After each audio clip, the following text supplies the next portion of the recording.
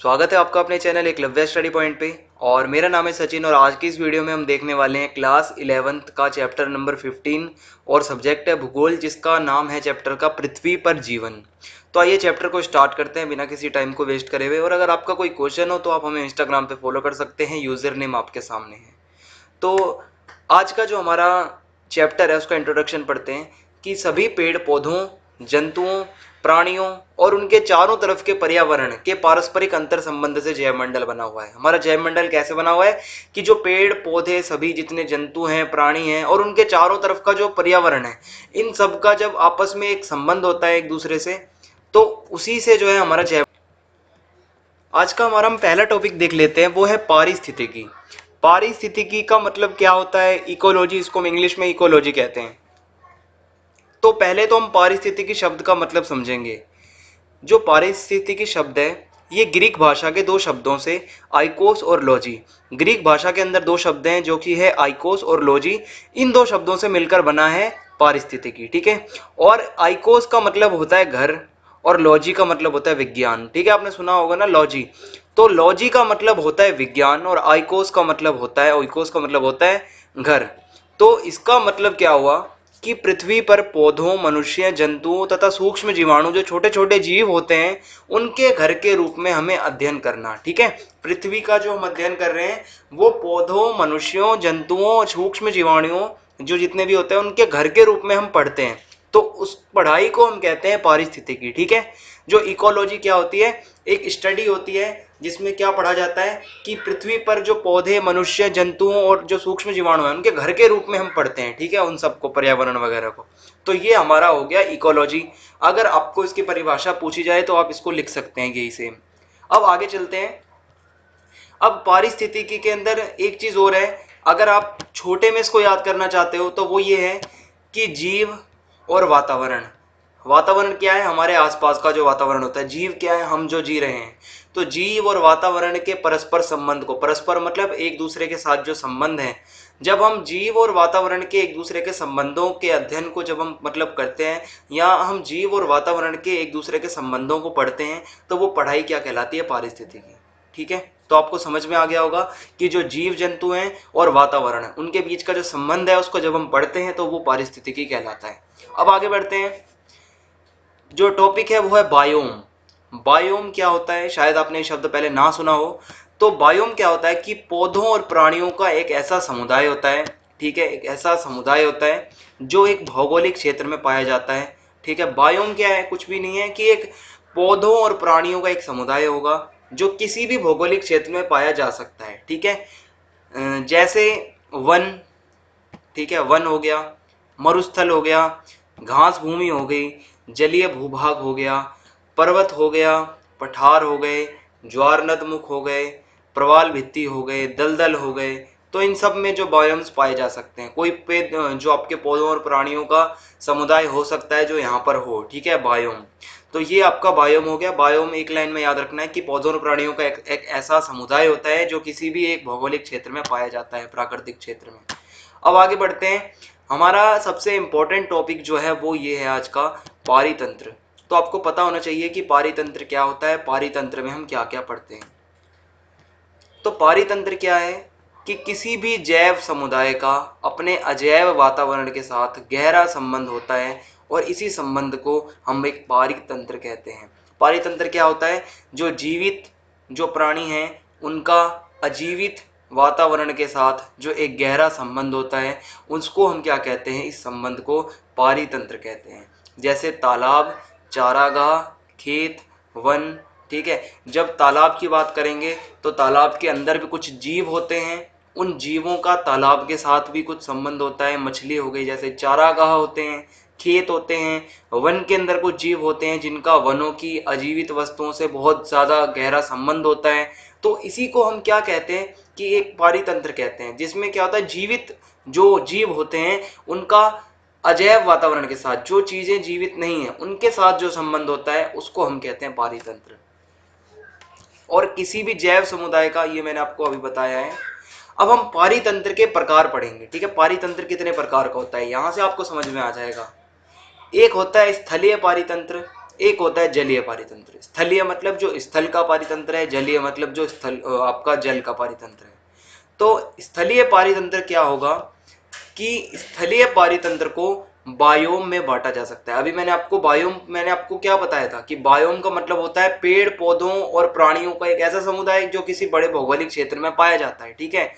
और वर्षा, तापमान, आर्द्रता एवं मिट्टी आदि के साथ मतलब बायोम की प्रकृति तथा सीमा निर्धारित हम करते हैं। तो इसमें क्या लिखा हुआ है कि बायोम की जो मतलब प्रकृति और सीमा कैसे निर्धारित की जाती है कि वर्षा, तापमान, आर्द्रता और वहां की मिट्टी कैसी है, ठीक है। तो इस प्रकार हम उसकी प्रकृति देखते हैं कि उसका नेचर कैसा है और उसकी सीमा को हम निर्धारित करते हैं। अब हम जलीय पारितंत्र के बारे में पढ़ते हैं। तो जलीय पारितंत्र को दो भागों में हम बांटते हैं, समुद्री पारितंत्र और ताजा जल का पारितंत्र। जो जलीय पारितंत्र जो है, जलीय पारितंत्र को समुद्री पारितंत्र और ताजे जल के पारितंत्र में बांटा जाता है, मैंने आपको बताया है। जैसे समुद्री पारितंत्र में हमारा महासागर आता है, ज्वार नदमुख आते हैं, ठीक है, और प्रवाल भित्ति, ये सब पारितंत्र शामिल होते हैं। और ताजे जल के पारितंत्र में झील, तालाब, सरिताएं, ठीक है, जो छोटी छोटी नदियों के हिस्से होते हैं, सरिताएं और दलदल, ये सब पारितंत्र जो है ये ताजे जल के पारितंत्र में शामिल होते हैं, ये सब, ठीक है। तो जलीय पारितंत्र को दो भागों में हमने यहाँ पे बांटा, एक है समुद्री पारितंत्र और एक है ताजा जल, ठीक है। तो आपको याद रखना है। अब हम आगे पढ़ेंगे जैविक घटक क्या होते हैं और अजैविक घटक क्या होते हैं।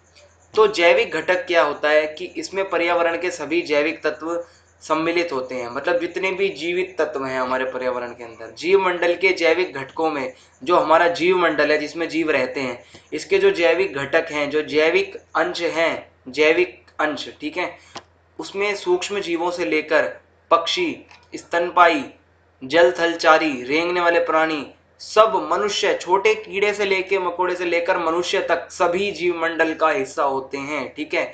और ये सभी जीवित प्राणी होते हैं, इसलिए इन्हें उत्पादक कहा जाता है, उपभोक्ता और अपघटक, इन तीन श्रेणियों में इनको बांटा जाता है। अभी मैं आपको बताऊंगा कि उत्पादक क्या होता है, उपभोक्ता क्या होता है और अपघटक क्या होता है। अब हम बात करें अजैविक घटक कौन से होते हैं, मतलब जैविक घटकों का अजैविक घटकों के साथ जो संबंध होता है उसको हम पारितंत्र कहते हैं, मैंने आपको बताया था। तो जैविक घटक तो आप समझ गए क्या क्या होता है, जो जितने भी जीव हैं, जो जीव मंडल में जितने भी, जिनसे जीव मंडल बना है मिलकर, जिसमें हम छोटे से छोटे सूक्ष्म जीवों से लेकर पक्षी, स्तनपाई, जितने भी रेंगने वाले प्राणी हैं, मनुष्य हैं, ये सब मतलब क्या है, जैविक घटक हैं। और अजैविक घटक क्या होता है कि बहुत सारे ऐसे अजैविक घटक हैं जो जीवित नहीं होते हैं, जैसे तापमान है, प्रकाश है, ऊर्जा है, सूर्य का प्रकाश है, ऑक्सीजन, नाइट्रोजन, और ये सब क्या है, ये सब अजैविक घटक हैं। और ये मतलब जैविक घटक आपको बता दिया, अजैविक बता दिया। अब आगे चलते हैं। तो इसको आप इस टेबल के द्वारा भी याद कर सकते हो कि पारितंत्र के जो घटक हैं जैविक और अजैविक में बांटा जाता है। जैविक घटक के अंदर उत्पादक सबसे पहले आता है, फिर उपभोक्ता आता है, फिर अपघटक आता है। अब इन तीनों को भी समझना बहुत जरूरी है, आगे बताऊंगा। और अजैविक घटक में आपका तापमान, वर्षा, मिट्टी, हवा, नमी और गैस वगैरह जो मैंने आपको बताई थी वो सब इसमें आ जाएगा, ठीक है। जो चीजें जीवित नहीं है, हवा जीवित नहीं होती आपको पता है, वर्षा है, इसी तरीके से जैविक और अजैविक घटक आपको याद होने चाहिए। अब हम उत्पादक के बारे में पढ़ते हैं। उत्पादक हम किसे कहते हैं, मैंने आपको बताया ना जैविक घटक को तीन भागों में बांटते हैं, उत्पादक, उपभोक्ता और अपघटक। तो उत्पादक ऐसे जीव होते हैं जो प्रकाश संश्लेषण की प्रक्रिया के द्वारा अपना भोजन स्वयं बनाते हैं। तो प्रकाश संश्लेषण से अपना जो भोजन बनाता है वो तो पेड़ पौधे होते हैं, और इनको स्वयं पोषी जीवधारी भी कहते हैं, जो खुद का पोषण खुद करते हैं, किसी दूसरे पर निर्भर नहीं रहते। और इनको प्राथमिक उत्पादक भी कहते हैं, ठीक है, क्योंकि ये अपना खाना खुद बनाते हैं। जैसे पौधे हो गए, घास हो गई, ये क्या है, ये सूर्य से क्या होता है, मतलब ये प्रकाश संश्लेषण की क्रिया आपको पता है पूरी। अगर आपको नहीं पता तो आगे हम पढ़ लेंगे, वैसे ये बचपन में सभी को पढ़ाया जाता है प्रकाश संश्लेषण की क्रिया, कि हम कार्बन डाइऑक्साइड छोड़ते हैं, फिर उसको पौधे ग्रहण करते हैं, वो सूर्य का प्रकाश भी लेते हैं, वो जल का भी इस्तेमाल करते हैं और अपना भोजन खुद बनाते हैं। तो उत्पादक में कौन आता है, पेड़ पौधे। अब आता है उपभोक्ता, जो यूज करेगा पेड़ पौधों का, ठीक है। यह जीव जो होते हैं उत्पादकों पर आश्रित होते हैं, ठीक है। ये जो उपभोक्ता होते हैं, जो दूसरे नंबर पर आता है जैविक घटक में, जो उपभोक्ता, ये ऐसे जीव होते हैं जो उत्पादकों पर आश्रित होते हैं। उत्पादक कौन होते हैं, पेड़ पौधे, जो अपना खाना खुद बनाते हैं। जैसे उपभोक्ता के अंदर आपका बकरी, खरगोश, भेड़, टिड्डा, ये सब क्या करते हैं, पेड़ पौधों को खाते हैं। तो ये क्या करते हैं, ये किस पर आश्रित है, उपभोक्ता जो है वो उत्पादक पर आश्रित होता है हमेशा, ठीक है। कस्टमर जो होता है वो हमेशा उस पर आश्रित रहता है कि कौन उस चीज को बना रहा है। तो टिड्डा, भेड़, बकरी, खरगोश, ये सब क्या है, ये प्राथमिक उपभोक्ता होते हैं, जो सबसे पहले उपभोक्ता होते हैं, जो पेड़ पौधों पर ही निर्भर होते हैं अपने खाने को लेकर। आपको पता है भेड़, बकरी, खरगोश पेड़ पौधे ही खाते हैं। अब द्वितीयक उपभोक्ता क्या होता है, ये थोड़े इनसे हाई लेवल के उपभोक्ता होते हैं। ये दूसरे जीवों को मारकर अपना भोजन बनाते हैं, जैसे भेड़िया, सांप, चिड़िया, लोमड़ी, शेर, ये सब क्या है, ये मांसाहारी जीव होते हैं जो दूसरे जीवों को मारकर अपना भोजन बनाते हैं। तो ये द्वितीयक उपभोक्ता हो गए। अब हम आगे पढ़ेंगे, ये आप देख सकते हो टिड्डा ये और ये बकरी। अब तृतीयक उपभोक्ता कौन होते हैं, ये जीव जो होते हैं ये प्राथमिक और द्वितीयक उपभोक्ताओं पर निर्भर होते हैं। इसका मतलब है ये प्राथमिक पर भी निर्भर होते हैं और द्वितीयक, दोनों पर ये निर्भर होते हैं। जैसे शार्क, बाज, शेर, ये सब आपका इसमें आ जाएगा। अब अपघटक क्या होता है, आपको मैंने बता दिया। उत्पादक के बारे में आपने पढ़ लिया, पेड़ पौधे होते हैं। उपभोक्ता आपने तीनों पढ़ लिए, जो उपभोक्ता जो होते हैं वो उत्पादकों से ही मतलब उनका जीवन चलता है।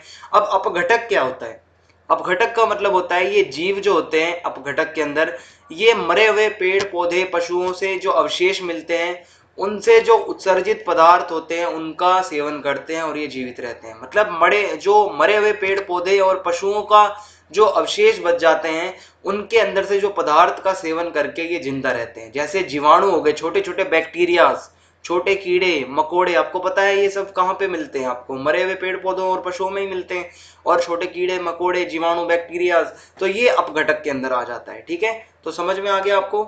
आगे बढ़ते हैं, पारितंत्र के कार्य बताओ या पारिस्थितिकी तंत्र के कार्य बताओ।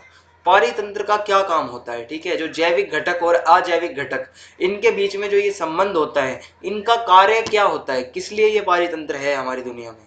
तो पहला तो है ऊर्जा का प्रवाह, ठीक है, ये भी आपको बताऊंगा क्या होता है। दूसरा है खाद्य श्रृंखला, खाद्य श्रृंखला एक फूड चेन बनी रहे। और है खाद्य जाल, ये भी आपको बताऊंगा क्या होता है। और जैव भू रसायन चक्र, ये भी बना रहे। तो ये लैंग्वेज थोड़ी सी हार्ड है, साइंटिफिक लैंग्वेज है, पर आपको याद करना होगा। मैं अपनी तरफ से काफी आसान तरीके से बता रहा हूँ। अब आगे हम पढ़ेंगे, जो पारितंत्र का पहला काम होता है वो होता है ऊर्जा का प्रवाह। ऊर्जा का प्रवाह मतलब एनर्जी। पारितंत्र में ऊर्जा का प्रवाह जो होता है वो ऊर्जा पिरामिड द्वारा हम समझ सकते हैं। जैसे पिरामिड में सबसे निचले स्तर पर उत्पादक को रखा जा सकता है। हम अगर एक पिरामिड लेते हैं, ठीक है, और इसमें अगर हम ऊर्जा का प्रभाव पढ़ते हैं तो सबसे निचले स्तर पर हम उत्पादक को रखेंगे। उत्पादक कौन है, पेड़ पौधे वगैरह हमारे। और द्वितीयक व तृतीयक उपभोक्ता उत्पादकों के बाद रखे जाते हैं, ठीक है। उत्पादक हो गया, फिर द्वितीयक उपभोक्ता, तृतीयक उपभोक्ता, ये हो जाएगा। फिर उत्पादक जो होते हैं, जो पेड़ पौधे हैं, वो प्रकाश संश्लेषण द्वारा स्वयं भोजन का निर्माण करते हैं। आपको पता है ना, पेड़ पौधे अपना भोजन खुद बनाते हैं। पर जो प्राथमिक उपभोक्ता होते हैं वो उत्पादकों से ऊर्जा का केवल 10% भाग ही ग्रहण कर पाते हैं। मतलब जो प्राथमिक उपभोक्ता है, जिसमें मैंने आपको भेड़ बकरी और ये सब पढ़ाया था, ये जो है उत्पादकों से मतलब पेड़ पौधों से ऊर्जा का केवल ये सिर्फ 10% एनर्जी ही ग्रहण करते हैं। और द्वितीयक उपभोक्ता जो होते हैं, जो उसके बाद के मैंने आपको बताए थे, जो मांसाहारी वगैरह वाले, वो क्या करते हैं, उपभोक्ता जो द्वितीयक वाले होते हैं वो प्राथमिक उपभोक्ताओं के पास जो ऊर्जा होती है उसका 10% फिर वो ग्रहण कर लेते हैं। इस नियम के अनुसार एक पोषण स्तर से दूसरे पोषण स्तर के केवल 10% ऊर्जा ही प्राप्त हो पाती है। मतलब कहने का ये है कि कोई भी अगर प्राथमिक उपभोक्ता है या द्वितीयक उपभोक्ता है, वो अगर किसी चीज से ऊर्जा ले रहा है तो वो सिर्फ 10% ऊर्जा ही ले पाता है, ठीक है। आगे बढ़ेंगे, खाद्य श्रृंखला। खाद्य श्रृंखला क्या होता है, पारितंत्र में जितने भी जीव होते हैं वो जीवित रहने के लिए एक दूसरे पर आश्रित हैं। मतलब कहने का मतलब ये है कि जो चाहे शाकाहारी जीव हो चाहे मांसाहारी जीव हो, इन दोनों का ही होना जरूरी है। और हर जीव जो है वो किसी न किसी दूसरे जीव का भोजन होता है, आपको पता होगा। इस प्रकार से ही हमारी ये खाद्य श्रृंखला पूरी चलती जाती है। अगर घास है, घास को कोई बकरी खाती होगी या कोई हिरण खाता होगा, उस हिरण को कोई शेर खाता होगा, ठीक है। फिर उस शेर का कोई शिकार करता होगा, वो शिकार करके जब वो शेर मरता होगा कभी, या वो किसी कारणवश शेर मर जाता होगा, तो उसको फिर वो जीवाणु बैक्टीरिया खाते होंगे। मतलब जो ये पूरी चेन चलती आती है, अगर ये चेन ना हो तो या तो आप देखो, अगर बहुत सारी बकरियां हैं, भेड़ बकरियां, और आपके बहुत सारे हिरण अगर जंगल में हो, अगर शेर ना हो, वो सारी घास खा जाएंगे। ठीक है, सारी घास खत्म हो जाएगी, एक बैलेंस बिगड़ जाएगा। वो बैलेंस कैसे बना रहता है? जो शेर वगैरह है वो अपना भोजन बनाने के लिए इन्हीं का इस्तेमाल करते हैं, मांसाहारी जीव होता है शेर तो, और वो क्या करता है, फिर इनका शिकार करता है। तो इस प्रकार से ये पूरी चेन चलती हुई आती है।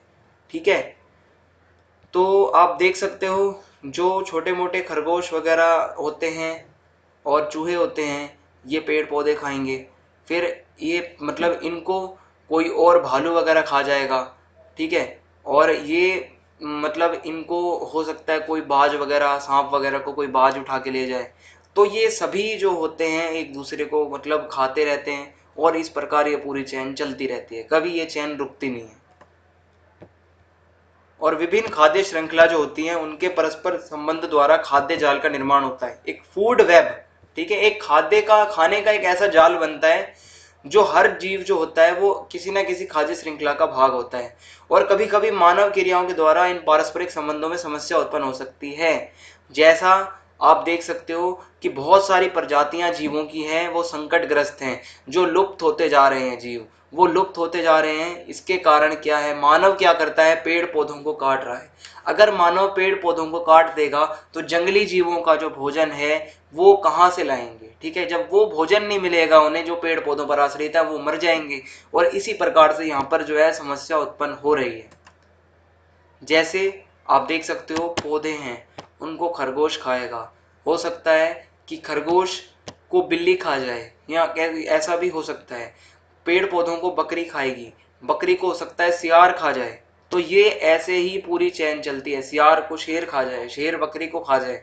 तो ये सारी चैन चलती रहेगी, तभी हमारा पर्यावरण बना रहेगा। अगर ये सियार और शेर खत्म हो जाएंगे तो ये भेड़ और बकरी और खरगोश ये सारे पेड़ पौधे खत्म कर जाएंगे खा के। ठीक है, ये चैन सारी बिगड़ जाएगी। तो इन सब का होना भी जरूरी है। तो समझ में आ गया होगा आपको। अब आगे बढ़ते हैं, अगला टॉपिक है जैव भू रसायन चक्र। अब ये थोड़ा साइंटिफिक टॉपिक है, इसको हम पढ़ेंगे, कोशिश करूंगा कि आपको समझ में आ जाए। तो भू रसायन, केमिकल्स, भू रसायन हमारी पृथ्वी के धरातल पर कुछ ऐसे केमिकल तत्व होते हैं, रासायनिक तत्व होते हैं, जिन्हें हम भू रसायन कहा जाता है, मतलब कहते हैं। जैसे पोटेशियम हो गया, सोडियम हो गया, कैल्शियम हो गया, मैग्नीशियम हो गया, फॉस्फोरस हो गया, और भी बहुत सारे खनिज मिनरल्स हो गए। तो ये क्या है, उपरोक्त जो मैंने आपको नाम बताए हैं, ये अजैविक तत्वों को पेड़ पौधों की जड़ों द्वारा ग्रहण किया जाता है। ये potassium, sodium, calcium, magnesium, phosphorus और जितने खनिज हैं, ये पेड़ पौधों की जड़ें जो होती है इनको ग्रहण कर लेती है अपने अंदर, जिससे ये रासायनिक तत्व एक जैविक रूप ले लेते हैं। आपको पता, पेड़ पौधे जीवों में ही आते हैं, और वे पेड़ पौधे जब इनको ग्रहण करते हैं तो ये भी एक जैविक रूप ले लेते हैं। आगे देखते हैं, क्या आपने कभी सोचा है कि सारी ऑक्सीजन कहाँ से आती है और क्या ये एक दिन समाप्त हो जाएगी? अब आपको मैं एक बहुत बढ़िया एग्जांपल बताऊंगा। ऑक्सीजन जो हम ग्रहण करते हैं, क्या ये कभी खत्म हो सकती है? क्या ऐसा होगा कि एक दिन ये ऑक्सीजन खत्म हो जाए? तो आइए हम पढ़ते हैं।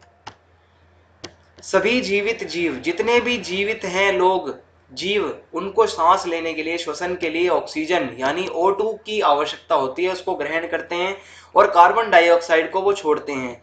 वायु में उपस्थित ऑक्सीजन जो होती है, जो हमारी हवाओं के अंदर जो ऑक्सीजन पाई जाती है, वो पानी में घुल जाती है आसानी से, जिसका जलीय प्राणियों द्वारा श्वसन के लिए प्रयोग किया जाता है। जो मछलियां हैं हमारी, वो भी तो ग्रहण करती हैं ऑक्सीजन, जीव है वो भी।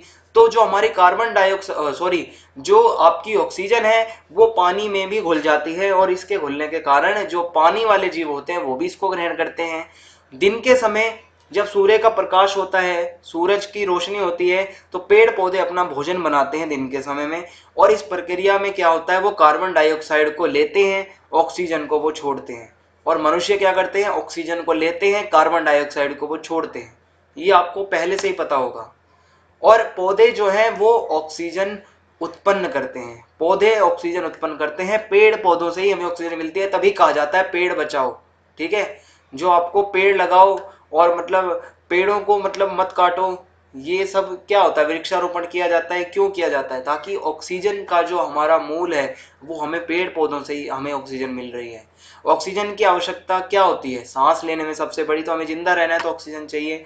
प्रकाश संश्लेषण में भी ऑक्सीजन की जरूरत पड़ती है, और जलाने के लिए भी हमें ऑक्सीजन चाहिए। आप एक मोमबत्ती जलाओ, उसके ऊपर आप कोई गिलास रख दो, अगर उसके अंदर हवा में ऑक्सीजन नहीं आएगी, गिलास के अंदर नहीं हवा जाएगी, ऑक्सीजन नहीं पहुंचेगी, वो मोमबत्ती नहीं जल पाएगी। जलने के लिए भी ऑक्सीजन की जरूरत होती है, और किसी चीज को गलाना है तो उसके लिए भी ऑक्सीजन चाहिए।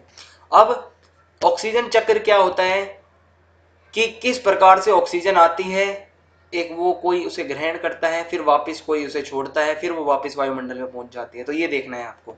तो ये ऑक्सीजन का चक्र बताता है कि प्रकृति के माध्यम से ऑक्सीजन जो है वो विभिन्न रूपों में कैसे फैलती है, प्रकृति कैसे उसे फैलाती है ऑक्सीजन को। ऑक्सीजन जो है वो हवा में स्वतंत्र रूप में होती है, आपको पता है गैस की अवस्था में होती है, और जो पृथ्वी के चक्र रासायनिक यौगिकों के रूप में फंस जाती है, यानी पानी में वो भंग हो जाती है, पानी में वो आती है और घुल जाती है पानी में। हमारे वायुमंडल के अंदर ऑक्सीजन का लगभग 21% भाग है, 21% नाइट्रोजन है, और सॉरी नाइट्रोजन सबसे ज्यादा है और उसके बाद में ऑक्सीजन है दूसरे नंबर पे। और इसका ज्यादातर जो है जीवित जीव जो इसका इस्तेमाल करते हैं श्वसन के लिए, और जानवर वगैरह भी इसका इस्तेमाल करते हैं ऑक्सीजन का। और ऑक्सीजन मानव शरीर का सबसे आम और सबसे महत्वपूर्ण तत्व है, ऑक्सीजन के बिना मानव का शरीर पॉसिबल नहीं है। आगे है कार्बन चक्र। ऑक्सीजन के बारे में पढ़ा दिया, अब कार्बन चक्र देखते हैं क्या है। तो सभी जीवधारियों में कार्बन पाया जाता है। कार्बन आपको पता है, कार्बन हर जीव के अंदर पाया जाता है, और ये कार्बनिक यौगिक का मूल तत्व है। कोई भी यौगिक है जो कार्बनिक है उसके लिए कार्बन का होना जरूरी है। जैव मंडल में बहुत सारे कार्बन यौगिक के रूप में मौजूद हैं, बहुत सारे कार्बन हैं।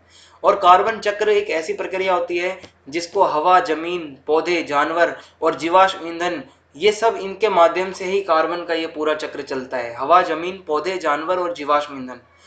लोग जो होते हैं, लोग और जानवर हवा से ऑक्सीजन लेते हैं, आपको पता है। कार्बन डाइऑक्साइड जो CO2 है उसको छोड़ते हैं, जबकि पौधे जो होते हैं वो प्रकाश संश्लेषण करते हैं और कार्बन डाइऑक्साइड को वो लेते हैं और ऑक्सीजन को वो वापस छोड़ते हैं, उत्सर्जित करते हैं।